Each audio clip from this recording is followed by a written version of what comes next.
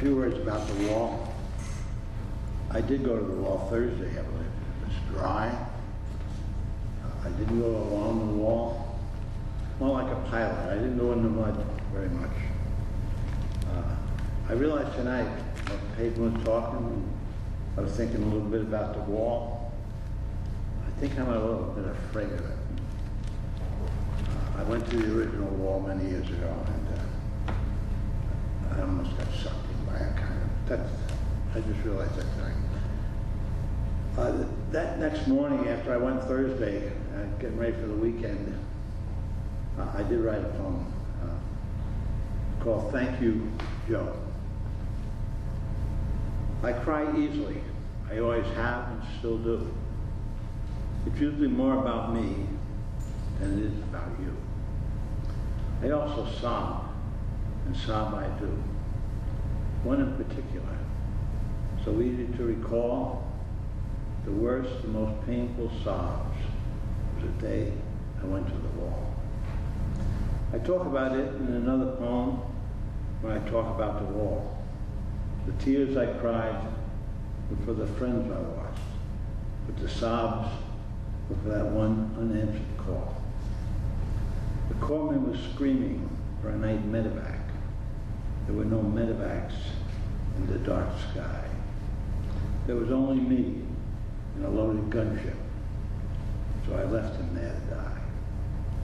There were many that died, that were part of me, that gone for eternity. So for me, there's loss, emptiness, and guilt, the things of PTSD.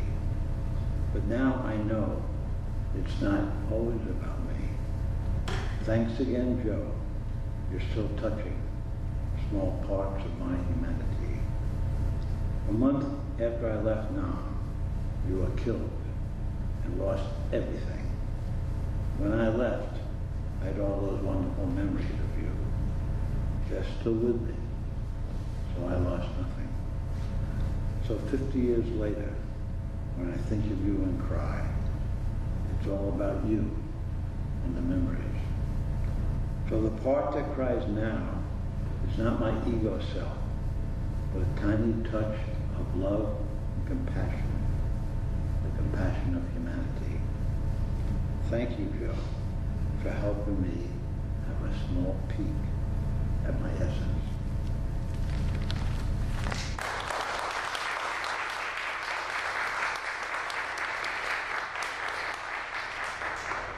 I meant to say that morning I was sobbing and crying about Joe.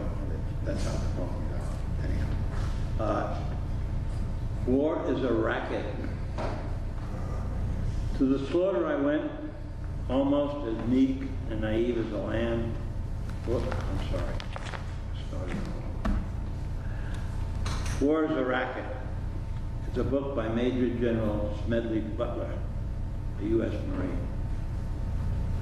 War is a racket. What did he mean? Asked General Butler, a U.S. Marine. He certainly knew the horror, the reality of war. With 2 Medal of Honors. Can I say more? A long time ago, he laid it all out, put it all in a book. War is a racket. A racket. I need to take a closer look. Because I joined the Marines, did the war scene, left 4 children and a wife, truly led an unexamined life. War is the total abuse of our mind, the ultimate insanity. If we don't soon awake, it'll be the end of humanity. War, where do they come from? How do they start? The bankers and corporate butchers have made it an art. Take the profit out of war, then there are a few reasons to go. What he suggested is simple. Did we do it? Oh no, no, no. A constitutional amendment to put an end to the game. If we go to war, the entire nation is drafted. So we all pay the same. The butcher, the baker, and the munitions maker, along with the big wartime makers and shakers. So now it's clear, when the threat of war is near, all pay their fair due. Not like a racket that will not cost the many, and just benefit the few. Every high school senior would read the general's book because they're the ones who will decide only they get to look. Why? Because they're the ones who fight, the ones who will die. They're the ones who will face horror, kill, and bring terror from the sky. I too, like you, probably played with guns. We killed each other. It even seemed like fun. Our current war culture is really out of hand. Most video children have video killed more than I killed in Vietnam. Oh yes, I've been in the racket. A racket is where a few profit at the cost of many. Yes, war is a racket. To the slaughter I went. I went almost as meek and naive as a lamb. Yes, I killed in Vietnam. I spent so much money, yours and mine, delivering so much misery, time after time. Bombs, bullets, and rockets. No, they're not free. Who made the profits? Not you, not me. War is a racket. To the slaughter I went, almost as meek and naive as a lamb. Yes, I killed in Vietnam. I brought in jets with expensive big boy toys. They were vicious and didn't know soldier, woman, girl, or boy. I tried my best to protect my naive and threatened friends. I never thought to land and make my amends. War is a racket. To the slaughter I went, almost as meek and naive as a lamb. Yes, I killed in Vietnam. Later I worked for banks and corporations too. Now that I'm awake, alive, and aware, I'd like to have a word with a few. The planet is threatened with suffering incomprehensible. Oh, what a species. Like many, I have squandered my potential, lost my credentials. War is a racket. To the slaughter I went, almost as meek and naive as a lamb. Yes, I killed in Vietnam. Money, money, money. Wake up, look up, get up, link up. We are being fucking set up.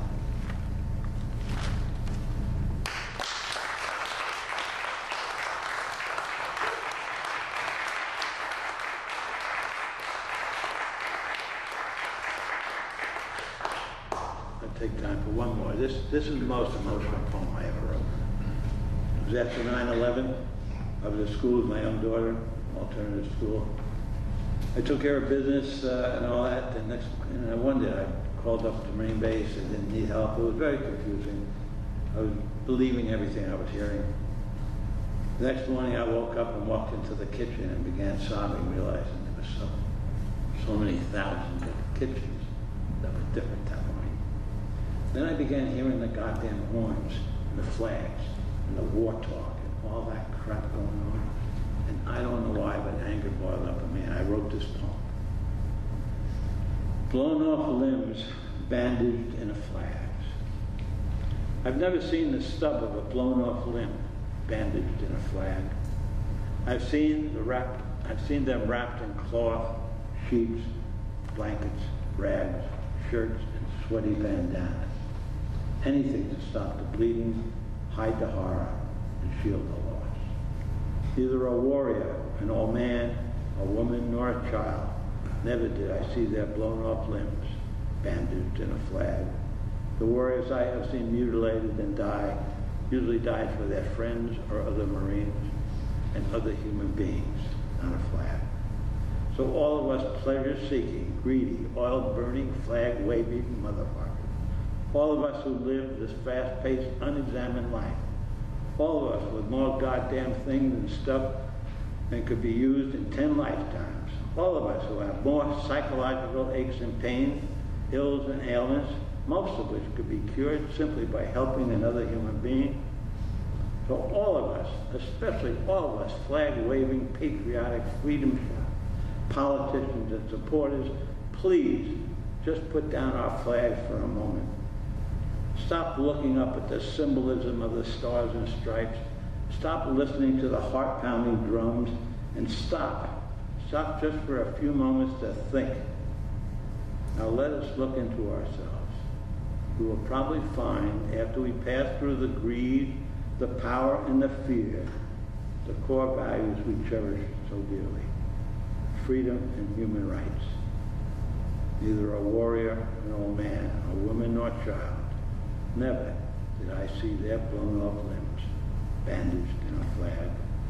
Now before we agree to send our children to be maimed, mauled, and murdered, while in turn they are then ordered to maim, maul, and murder other parents, their children, and their children's children, some wearing uniforms, but many wearing pretty little dresses. Don't you think it's reasonable, sane, humane, and necessary that before we unleash this plague of pain and horror, that we are assured it is necessary, absolutely necessary, to ensure that our very own freedom and human rights are protected and are truly threatened? Aren't we intelligent enough to assist others in the world in gaining and or maintaining these same freedoms we so fortunate to enjoy? Can we do it without armed conflict, without maiming and killing fellow human beings? Maybe, maybe not. Neither a warrior nor an old man, a woman, or a child. Never did I see their blown off limbs bandaged in a flag. We do not know who the Patrick Henrys of the world are. Is it America's role to identify who they will be?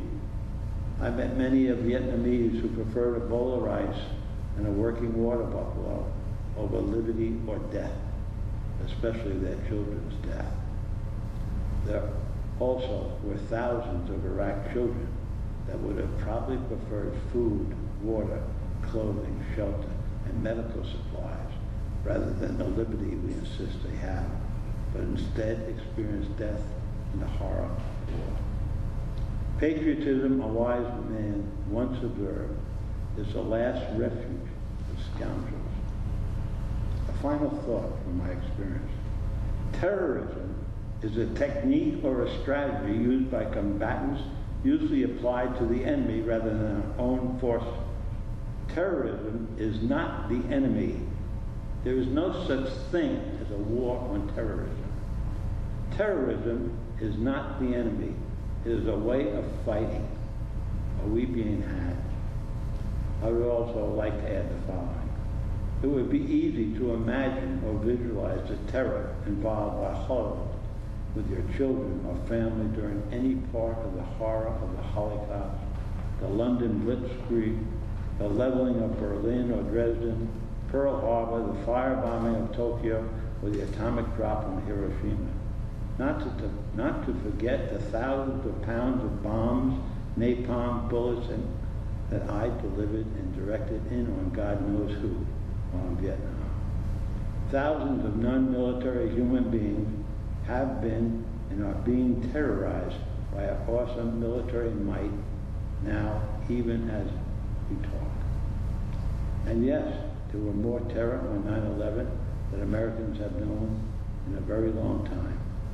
Reason can and must transcend insanity if the planet is to survive. Yes, terror is a result, a strategy, a technique of humankind's ultimate insanity, war. But it is not the enemy. Are we being had? 17 years.